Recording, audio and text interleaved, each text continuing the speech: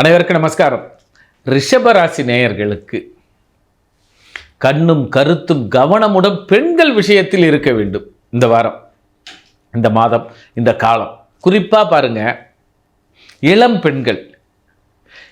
பெரிய விசேஷம் என்னன்னா, வயதுக்கு வரும் பெண்கள் அத்தனை பேரும் இப்போது வயதுக்கு வர வாய்ப்புகள் உண்டு. இளம் பெண்கள் உங்கள் வீட்டில் பூத்து குலுங்குவார்கள்.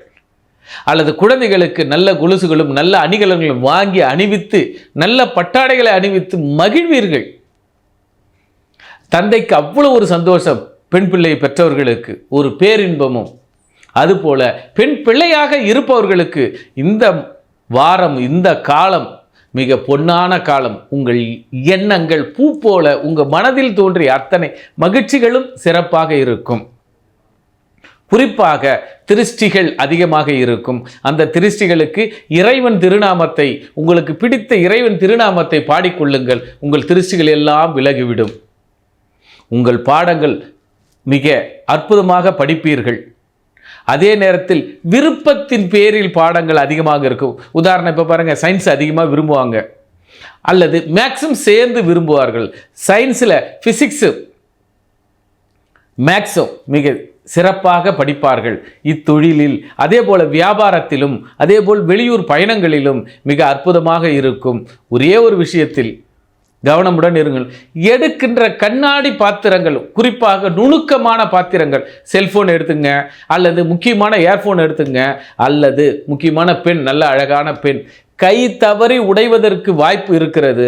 ஆதலால் நீங்கள் கையாளும் பொருட்களில் கவனமுடன் கையாண்டால் உங்களுக்கு பொன்னும் பொருளும் மணியும் சேர்க்கையும் மன மகிழ்ச்சியும் மிக சிறப்பாக இருக்கும். அதே நேரத்தில் உங்களுடைய ஆசை கனவுகள், ஆடை அணிகலன்களை அணிந்து மகிழ்வீர்கள்.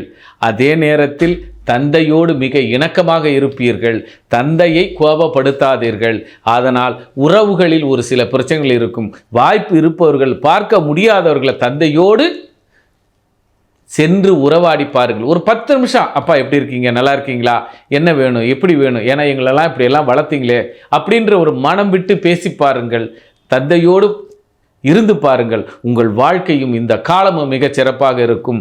ஆக எண்ணியது அத்தனையும் ஈடேறும் காலம் ரிஷபராசி அன்பர்களுக்கு. நன்றி, நமஸ்காரம்.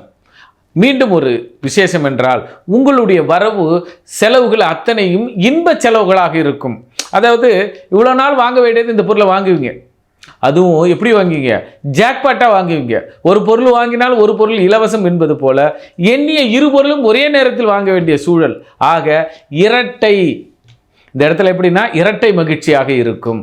நன்றி, நமஸ்காரம்.